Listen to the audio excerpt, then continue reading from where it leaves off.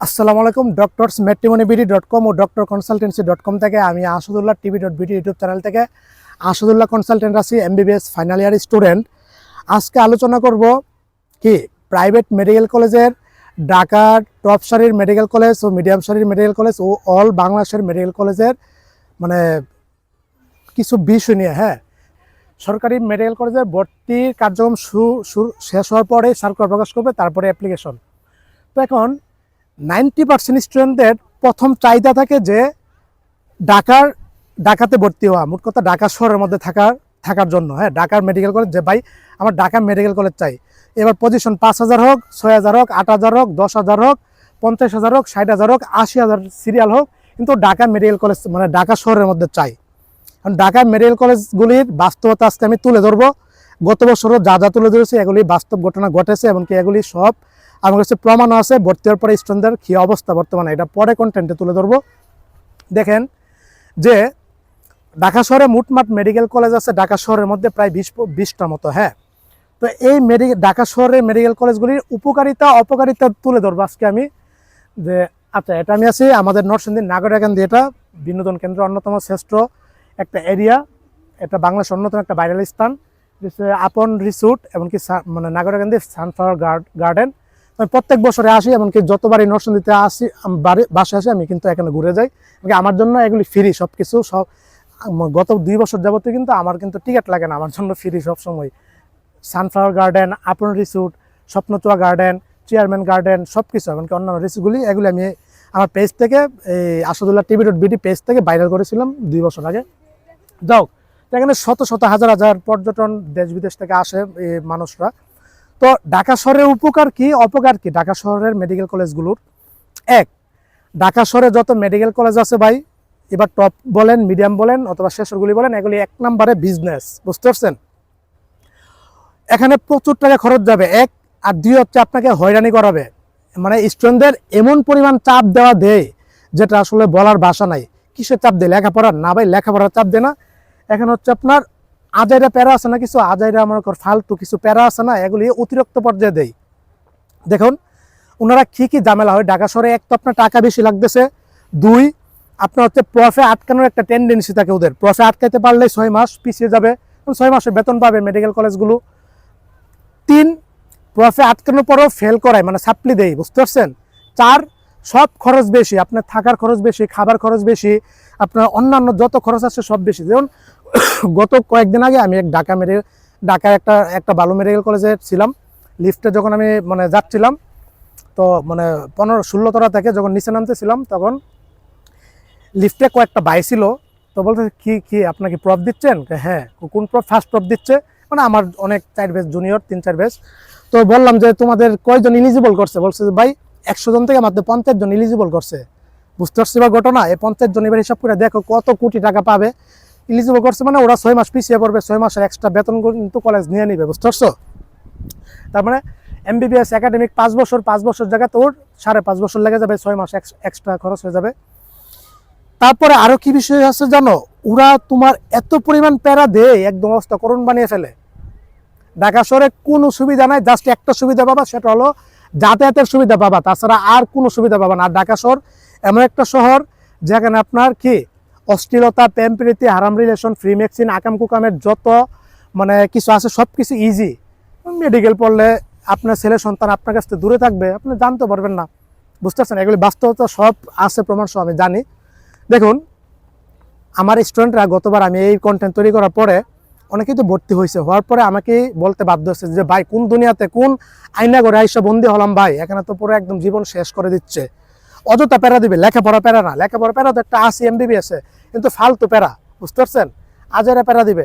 আইটেমে ভাই পেন্ডিং কা সবাই জগতে এমন কেউ নাই যে বলতে পারবেন যে আইটেমে পেন্ডিং না। আইটেমে পেন্ডিং খাইলে বাসায় কল দেয়। মেডিকেল মতো একটা সেক্টরে উচ্চশিক্ষা গ্রহণ করতেছে, এখানে বাসায় কল দিয়ে মনে করে জানার প্রশ্ন আছে, এই বাসায় কল দেয়। তারপর হচ্ছে তোমার একদিন যে কোনো অসুস্থ থাকলে ক্লাস মিস হলে খারাপ ব্যবহার করে। প্রথম কি ব্যবহারটা পাবা? সবচেয়ে জঘন্য একটা খারাপ ব্যবহার পাবা। বুঝতে পারছো? একদম জঘন্য খারাপ ব্যবহার। সব মেডিকেল কলেজে আছে, কিন্তু ঢাকা শহরে গেলে অতিরিক্ত খারাপ ব্যবহার করে।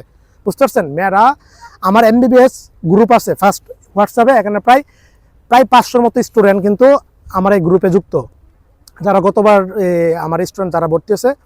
গ্রুপে বর্তমানে 500 স্টুডেন্ট আছে, ছাত্রছাত্রী সবাই সব কিছু আমার কাছে কিন্তু বলছে, বুঝতে পারছেন, এগুলি প্রমাণ সহ আছে, কিছু কন্টেন্ট দিব আমি প্রমাণ সহ করে। তারপরে আরেকটা যে বিষয় সেটা হলো যে আপনার এই করবে, হ্যাঁ এখন হচ্ছে আপনার কোনো সমস্যা হলে আপনাকে খারাপ ব্যবহার করবে, ক্লাসে একটা পড়া না পারলে আইটেমে পেন্ডিং পেলে তখন আইটেমগুলো নিতে চাই না। তাছাড়া হচ্ছে খরচ যা আছে, খরচ প্রায় প্রচুর টাকা খরচ যায়, হোস্টেল ফি, খাবার ফি, তারপরে আনুষঙ্গিক টাকা সহ এগুলি ভাই সেশন ফি ধরে, বুঝতে পারছেন। কিছু কিছু মেটেরিয়াল কলেজ সেশন ফি মানে বছর শেষ হলে আপনার 50,000 টাকা 1 লক্ষ টাকা দেওয়া লাগবে এরকম, এটা কিন্তু নিয়মে নাই, কিন্তু ওরা ধরে বাধ্য। তারপরেও সবাই ডাকা ডাকা করে, ভর্তি হওয়ার পরে যা বুঝতে পারে যে আসলে কোথায় আসলাম কি করলাম। এটার জন্য আমি বলি ভাই ঢাকা শহর টার্গেট না করে ঢাকার বাইরে ভালো ভালো মেডিকেল কলেজ আছে, এগুলি অনেক কোনো যাই ঝামেলা নাই, অনেক ভালো, বুঝতে পারছেন। ঢাকা ইউনিভার্সিটির আন্ডারে ঢাকার আশেপাশের জেলাগুলিতে ভর্তি হন, ওইগুলো অনেক ভালো। তারপর আরেকটা যে বিষয় সেটা হলো যে আপনার এই করবে মানে এই ধরেন কয়েকটা আইটেম আপনার পেন্ডিং, আপনাকে কার্ডে বসতে দিবে না। জাস্ট ভাই ইমন স্টুডেন্ট আছে আমাকে বলছে ভাই আমার একটা আইটেম পেন্ডিং, এটার জন্য আমাকে কার্ডে বসতে দেয়নি। ভাই আমার 2টা কার্ড থেকে 2টা কার্ড পরীক্ষা থেকে একটা ক্লিয়ার, একটাতে আমার কিসের জন্য একটা সাবজেক্টে পেন্ডিং, আমাকে টার্মে বসতে দেয়নি, কান্নাকাটি। আচ্ছা আরও কিছু উদাহরণ দেই, আমি বাংলাদেশের কি টপ সারির কিছু মেডিকেল কলেজ বলতেছে, নাম বলবো না আমি, এগুলিতে ওরা চান্স পাইছে, এগুলি টপ 5টা কলেজ ধরা হলে এগুলিতে একটা মেয়ে টপ সারির, যেটাকে বাংলাদেশের মোটামুটি প্রথম দ্বিতীয় বলা যায়, ভর্তি হওয়ার পরে 1 মাস পরে ক্লাস করার পরে কি করছে জানো, বাসায় চলে গেছে প্যারার কারণে, চাপ সহ্য করতে পারতেছে না আর। তখন হসপিটাল থেকে একদম মানে দিয়া দিয়েছে যে মেন্টাল হসপিটালে ভর্তি করানোর জন্য, মানে সাইকিয়াট্রিকের কাউন্সিলিংয়ে ছিল 4-5 মাস। অবশ্যই আত্মহত্যার পর্যায়ে ছিল মেয়েটা, আমাকে ফোন দিয়েছে, আমি 1 ঘন্টা 34 মিনিট সময় দিয়ে, এই গত 2-3 মাস আগের ঘটনা, সময় দিয়ে বুঝিয়েছি, কাউন্সিলিং করছে, বুঝতে পারছেন। এই এমন পর্যায়ে সাইকো বানিয়ে ফেলে মানে অবস্থা। তারপরে আরেকটা টপ সারির একটা কলেজ, মেয়ে ভর্তি হওয়ার পরে 2-3 মাস ক্লাস করার পরে অবশ্যই কী করছে জানেন, চলে গেছে, ভর্তি ক্যান্সেল করে চলে গেছে। টাকা দর দিবে না, যে 60% টাকা দিয়েছে 13 লক্ষ টাকা, এ টাকা দর ফেরত দিবে না কোনোভাবেই, কলেজ আরও চাচ্ছে বাকি টাকা আদায় করার জন্য, বুঝতে পারছেন। এই মেয়েটা বলতে ন্যাশনাল একটা ভার্সিটিতে বাংলা সাবজেক্ট নিয়ে পড়তেছে। তারপরে আরও কিছু সমস্যা আছে এরকম, কিন্তু অনেকেই ভর্তির পরে চাচ্ছিল ভর্তি ক্যান্সেল করার জন্য, কিন্তু ভর্তি ক্যান্সেল করতে পারবেন, কিন্তু টাকা পয়সা তো ফেরত দিবে না। সুতরাং একটু বুঝা। আচ্ছা টপ সারিগুলিতে চাপ বেশি দেয়, অতিরিক্ত ফালতু ফাইজলামি করে, এটা বাস্তব কথা। গতবার বলছে যে ভাই এগুলি আপনার কথাগুলি যদি শুনতাম তাহলে ভাই আজকে এত ঝামেলা হইতো না। ইমন স্টুডেন্ট আছে, চাপের কারণে এখন আত্মহত্যার কন্ডিশনে ছিল, রাত্রে 2টা-3টা পর্যন্ত আমার সাথে শুধু চ্যাটিংয়ে করছিল গত 2 মাস আগে। ওইটা আমি কনভারসেশন কন্টেন্ট আকারে দিব, ওইটা কী কী ঝামেলা হয়েছিল, ওইটা দরকার, ওইটা তোমাদের জন্য উপকার হবে, বুঝতে পারছো। ওই নিজেই বলছে ভাই এগুলি আগামী সেশনে যারা ভর্তি হবে এগুলো একটু তুলে ধরবেন ভাই, ঢাকার টপ সারির মেডিকেল কলেজ, বুঝতে পারছো। ফালতু বিষয় নিয়ে লেখাপড়া চাপ না ভাই, এমবিবিএস ইজি, লেখাপড়া একদম ইজি। এমবিবিএস আমার ওই যেমন কঠিন ভাবতেছে এমন কঠিন না, লেখাপড়া একদম ইজি। কিন্তু তোমাকে আনুষঙ্গিক ফালতু প্যারাটারা দিয়ে একদম তোমাকে সাইকো বানিয়ে ফেলবে, একদম তোমাকে পাগল বানিয়ে ফেলবে, বুঝতে পারছো। তারপর হচ্ছে তোমার এই তো, সুতরাং ভর্তি হওয়ার আগে তুমি তোমার নিজ জেলাকে প্রায়োরিটি দাও, বুঝতে পারছো। তোমার যে নিজ জেলাটা আছে ওই জেলাতে কোন কোন মেডিকেল কলেজগুলি আছে এগুলি রাখো, এগুলি তোমার ভালো, তুমি বাসা থেকে আসা যাওয়া করতে পারবা, খরচ কমে যাবে এখানে 6-7 লক্ষ টাকা, তারপরে তুমি মন মতো সব কিছু করতে পারবা। সুতরাং এগুলো হচ্ছে সবচেয়ে বেস্ট মনে করি আমি, বুঝতে পারছো। আর এগুলিতে আরও সুযোগ সুবিধা পাওয়া যায়। তো ঢাকারগুলি অনেক ঝামেলা করে ভাই, এগুলি ঝামেলার যদি আমি বলি আমার 1 ঘন্টা চলে যাবে শুধু বলতে বলতে কী কী ঝামেলা ওনারা করে এবং কী কী সমস্যার সম্মুখীন মানে করে, বুঝতে পারছো। সুতরাং এটার জন্য আমি বলি যে ঢাকা শহর ভাই দিও না, এখানে ঢাকা শহর না জেলা তুমি তোমার আশেপাশের জেলাগুলিতে যে অনেক ভালো ভালো মেডিকেল কলেজ আছে ঢাকা শহরের বাইরের মেডিকেল কলেজগুলো, বুঝতে পারছো। সুতরাং ওইগুলি টার্গেট করো, ওইগুলিতে তুমি ভালো কিছু করতে পারবা, বুঝতে পারছো। তো তারপরেও সবাই প্রায়োরিটি থাকে ভাই ঢাকা ঢাকা ঢাকা, কিন্তু ঢাকা ভর্তি হওয়ার পরে মজাটা বুঝবা কীরকম। আমার এই কন্টেন্টটা দরকার সেভ করে রাখো, ভর্তি হওয়ার পরে মিলিয়ে নিয়ে কথাগুলি, মানে চরম পর্যায়ে খারাপ ব্যবহার তো করবে। ইমন স্টুডেন্ট আছে কান্নাকারি করছে ভাই, ইমন মেডিকেল কলেজে একটা পড়া বুঝতেছে না, লেকচার ক্লাসে প্রফেসরের বুঝেনি, তারপরে কেন টিউটোরিয়াল ক্লাসে কেন ওই টিউটোরিয়াল ম্যামকে কেন বললো যে ম্যাম পড়াটা আমি বুঝিনি, একটু বুঝা দেওয়ার জন্য, এটার জন্য মেয়েকে ধইরা নিয়ে প্রফেসরের কাছে নিয়ে গেছে যে স্যার আপনি পড়া বুঝে না, ইমন অপমান করছে। মেয়ে তো কান্নাকারি করতে করতে আমার কাছে মনে করেন সব অভিযোগ মানে করছে, শেয়ার করছে। এমনকি শুধু ওই ডিপার্টমেন্টে না, অ্যানাটমি ডিপার্টমেন্টে না, বাকি বায়োকেমিস্ট্রি ফিজিওলজি ডিপার্টমেন্টের প্রফেসরের কাছেও কী করছে, নিয়ে গেছে যে এ তো বুঝে না, মেডিকেলে কেন আসছে, কেন ভর্তি হয়েছে, এই অবস্থা, বুঝতে পারছেন? অপমান করে ভাই, চরম লেভেলের অপমান। এটার জন্য আমি বলি এমবিবিএস রেজিস্ট্রেন্টের চামড়াগুলি থাকা দরকার গন্ডারের চামড়ার মতো। অপমান সরিয়ে মাখা যাবে না, এটা স্বাভাবিক। অপমান সবাইকে করে, সব মেডিকেল কলেজে করে, কিন্তু ঢাকারগুলি অতিরিক্ত করে। তারপরে এমন স্টুডেন্ট পাইছি যে তোমার অপমান করতো সবার সামনে, যে তোমার যোগ্যতা নাই, তুমি মেডিকেল কেন আসলো, তুমি ইংলিশ ভার্সন বুঝো না, ইংলিশতে কিছু বলতে পারো না। মেডিকেল টার্মটা তো বাংলার না, এগুলি সম্পূর্ণ ইংলিশ ভার্সন, ওটা সমস্যা না, এগুলি 1-2 মাস ক্লাস করার পরে বুঝে যাবা। তারপরে এই যে অপমানগুলি করে, এগুলি তো অতিরিক্ত ফাইজলামি করে, বুঝতে পারছো? অতিরিক্ত, একদম অতিরিক্ত ফাইজলামি। এটা ভাই বিশ্বাস করো, এগুলি তোমরা ভর্তি হওয়ার পরে বুঝবা। আমি বই দেখাচ্ছি না, বাস্তবতা আগে তুলে ধরছি। তারপরেও যারা ভর্তি হবা তোমরা, তোমাদের আমি মানে জানি ধৈর্য শক্তি যাদের আছে, এমনকি টপ সারিগুলিতে কারা পর খাপ খেয়ে নিতে পারে। টপ সারিগুলিতে টপ সারির লেভেলের যারা পজিশন ভালো, ওরাই কিন্তু খাপ খেয়ে নিতে পারে, বুঝতে পারছো? ওরাই চান্স পায়। তার মধ্যেও যাদের মানে ইচ্ছা নাই মেডিকেলে পড়ার, তারপরে তোমার পরিবার থেকে জোর করে, পরিবার থেকে মনে করে একদম বেঁধে ধরে মেডিকেলে ভর্তি করায়, ওরা কিন্তু টিকে থাকতে পারে না, বুঝতে পারছো? আচ্ছা, প্রাইভেট মেডিকেল কলেজ, সরকারি মেডিকেল কলেজ আত্মহত্যা কিন্তু প্রচুর করে, বুঝতে পারছো? সরকারিতে আমরা গত কয়েক মাসে দেখলাম অনেক স্টুডেন্ট আত্মহত্যা করেছে, অনেক ভাই বোনেরা। প্রাইভেটও আত্মহত্যা করে, স্বাভাবিক। এই যে ফেল করা ইচ্ছা করে, সাপ্লি দিতে ইচ্ছা করে, মানে বেস ড্রপ হয়ে যায়, কারণ অতিরিক্ত টাকা পয়সা খরচ লাগে, তখন এই কন্ডিশন থেকে আত্মহত্যা কিন্তু করে ফেলে প্রচুর। ঢাকা শহরে একটা কলেজে গত 2 মাস আগে 12তে একটা ছাত্রী আত্মহত্যা করেছে, বুঝতে পারছো? ঢাকা শহরের একটা কলেজের। তাছাড়া ঢাকার বাইরে একটা আছে সিলেট, ওইখানে কিন্তু একটা মেয়ে আত্মহত্যা করছে, প্রফে বারবার ফেল করাচ্ছিল। এই গত 2 মাস আগের ঘটনা, চ্যানেলে আছে, রিভিউ ভিডিও আছে, দেখে নিও। আর সরকারিগুলিতে আরও বেশি আত্মহত্যা করে, বুঝতে পারছো? সরকারিগুলিতে আত্মহত্যা করে। সরকারি বরিশাল মেডিকেল কলেজে আমরা দেখছি একটা ভাই আত্মহত্যা করছে গত কয়েক মাস আগে। রংপুর মেডিকেল কলেজে একটা ভাই দেখছি আত্মহত্যা করছে। যশোর মেডিকেল কলেজে একটা বোন দেখছি আত্মহত্যা করছে। রংপুরের একটা মেয়ে ছিল থার্ড ইয়ারে।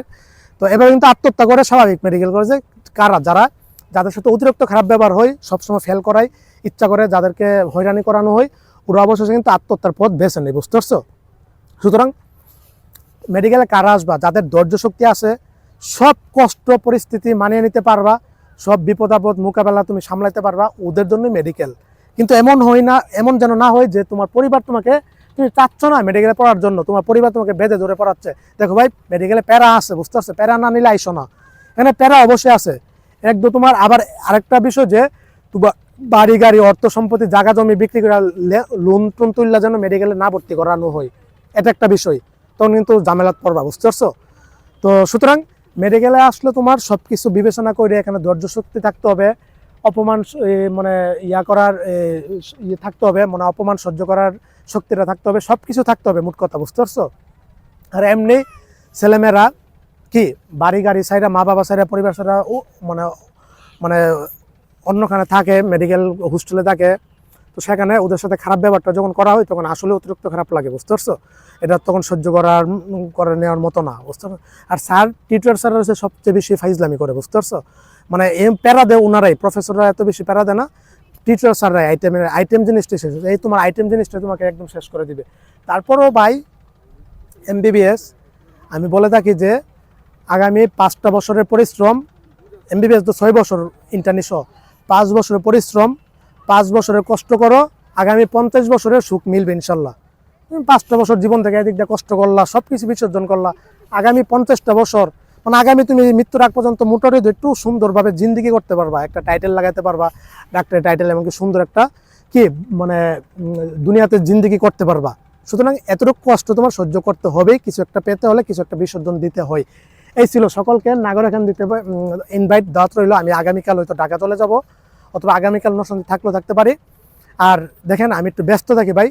আজকে আমার ঘুম ভাঙছে কি, বাংলাদেশ মেডিকেল কলেজের ডিরেক্টর, মানে সরি বাংলাদেশ ব্যাংকের, বাংলাদেশ যে ব্যাংক আছে না, এই ব্যাংকের মেইন যে ডিরেক্টর, প্রধান কর্মকর্তা, মেইন ডিরেক্টর আমাকে ফোন দিয়েছে। ওনার ফোনে আমার ঘুম ভাঙছে সকাল 9টা 48-এ, বুঝতে পারছেন? প্রথম ফোন আমি রিসিভ করে নিয়ে কাটটা দিয়েছি ঘুম থেকে, ওইটা এমনি তো ঘুমের চোখ। কালকে দিন রাত প্রোগ্রাম ছিল আমাদের বালগঞ্জ উচ্চ বিদ্যালয়ে 120 বছর ভর্তি অনুষ্ঠান। তো দ্বিতীয়বার আবার যখন ফোন দিয়েছে রিসিভ করছি, স্যার যখন পরিচয় দিছে, তো বলছি স্যার ঠিক আছে, ওকে সময় টমে দিয়েছি 8-10 মিনিট। আমার কিন্তু বড় বড় পর্যায়ে থেকে কল আসে, মেজর থেকে, সেনাবাহিনী থেকে, পুলিশের মানে মেইন কর্মকর্তা থেকে, বাংলাদেশ মেডিকেল কলেজের তোমার এই বাংলাদেশ ব্যাংকের প্রধান কর্মকর্তা কল দিয়েছে। স্যারের সাথে আমি সময় দিয়েছি, স্যারের ছেলে বারডেমে হয়ে যাবে ইনশাল্লাহ, পজিশন খুবই ভালো, মোটামুটি 8,000-এর মধ্যে আছে, বারডেমে 8,500 পর্যন্ত নেই। তো অনেকের ফোনে আমি রিসিভ করতে পারতেছি না, রাত্রে কল দিবেন, রাত্রে 8টার পর থেকে যত খুশি কল দিতে পারেন, দিনে আমি ব্যস্ত থাকি, দিনে অনেক কাজ নিয়ে ব্যস্ত থাকি। তো এই ছিল ঢাকা শহরের মেডিকেল কলেজগুলো নিয়ে আজকে কিছু বললাম। আরেকটা কথা, ঢাকা শহরের মেডিকেল কলেজগুলো ক্যাম্পাস নাই, জাস্ট শুধু একটা ভবন পাবা, আর কোনো কিছু নাই। এখানে খোলা মাঠ টাট কোনো কিছু পাবা না, শুধু একটা বিল্ডিং পাবা ভাই, বন্দিখানা, আয়নাঘর। তারপরে অনেক মেডিকেল কলেজে নিজস্ব হোস্টেল নাই, তো এগুলি বিভিন্ন বাইরে থাকা লাগে। বেশিরভাগ মেডিকেল কলেজে কিন্তু নিজস্ব হোস্টেল নাই ঢাকা শহরে, বুঝতে পারছো? তো ঢাকা শহরে অনেক যাই ঝামেলা, বুঝতে পারছো? এই কিছু খরচ বেশি লাগে, আর হচ্ছে তুমি সুবিধা শুধু একটা পাবা, যাতায়াতের সুযোগ সুবিধা পাবা, আর তোমার অশ্লীলতা যত কিছু আছে সব কিছু ইজি ঢাকা শহরে, বুঝতে পারছো? চ্যাটিং টেটিং রুমটের মানে সব কিছু একদম ইজি। কিন্তু তুমি একটা গ্রাম্য এলাকায় অথবা ঢাকা শহরের বাইরে যাও, তুমি চাইলে কোনো কিছু করতে পারবে না। এখানে বন্দি মানে অন্যরকম একটা পরিবেশ, সব কিছু সুবিধা পাবা, কিন্তু কি অন্য ওই যে ফ্রি মিক্সিংয়ের জিনিসগুলি ওইভাবে করা যায় না। তো ঢাকা শহরে সব সম্ভব। আমার নরসিংদীর একটা মেয়ে ঢাকার টপসারি একটা মেডিকেল কলেজে চান্স পাইছে, মেয়ে 10 পর্দাশীল ভাইয়া, পর্দা করি ভাইয়া, জীবনে কোনো আরাম রিলেশনে যায় না তাই না। তো যাই হোক ফাইন, ঢাকা শহরে ভর্তি হওয়ার পরে 1 সপ্তাহের মধ্যে আমি দেখলাম যে মেয়ে ফ্রি মিক্সিংয়ে জড়িত হয়ে গেছে, প্যাম্পেরিতে আরাম রিলেশনে। পরে কোন এলাকা মানে ওই ছেলের সাথে দিয়ে ঘুরতেছে, এই অবস্থা। অথচ শহরে যাওয়ার পরে এভাবে মেয়েগুলি কিন্তু নষ্ট হয়ে যায়, ছেলেগুলি নষ্ট হয়ে যায়। বাস্তবতা তুলে ধরছি ভাই, হয়তো খারাপ লাগতে পারে, কিন্তু এটাই বাস্তব, বুঝতে পারছেন? তো ওইটাই ছিল নিজের দোষ না, পরিবেশ পরিস্থিতির কারণে এরকম হয়ে যায়। আমার পরামর্শ রইল, তুমি তোমার নিজ জেলার মেডিকেল কলেজগুলি আগে প্রায়োরিটি দাও ভাই। ঢাকা এত মানে ভর্তি হওয়ার পরে বুঝবা আমার কথাগুলি, এখন বুঝবা না তেমন, কিন্তু এটা একটু মাথায় রেখো, বুঝতে পারছো? ঢাকা ইউনিভার্সিটির আন্ডারও যেসব মেডিকেল কলেজগুলি আছে আশেপাশের জেলার, অনেক ভালো, বুঝতে পারছো? অনেক ভালো, লেখাপড়ার দিক দিয়ে ভালো। মেডিকেল কলেজ সবগুলি লেখাপড়ার দিক দিয়ে ভালো, বুঝতে পারছো? কিন্তু সবাই ভাবে যে ঢাকা শহর মেডিকেল কলেজ আসছে মানে বিশাল বড় ডাক্তার হয়ে যাবে, বিষয়টা কিন্তু ওইরকম না। তো এই ছিল, সবাই ভালো থাকো, সুস্থ থাকো, সকলের জন্য অনেক অনেক শুভকামনা রইলো। আমি মেডিকেল কলেজ ক্যাম্পাসে গিয়ে তারপরে কন্টেন্টগুলি দিব আস্তে আস্তে। আর স্টুডেন্ট যারা আছে ঢাকা, আমি সপ্তাহে 2 দিন করে সময় দিব, ওই সময় আমার সাথে দেখা করতে পারবা। আসসালামু আলাইকুম রহমতুল্লাহি ওবারাকাতু।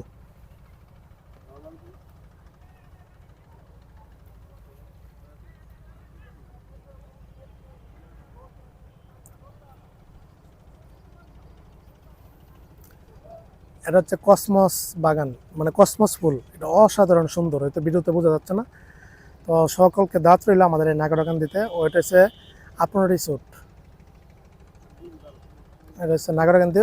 ওইখানে সব বিনোদন কেন্দ্র, পার্ক, বাগান, সব কিছু ওইখানে, কিন্তু ওই নাগরকান্দির ওই পাশে অনেক সুন্দর।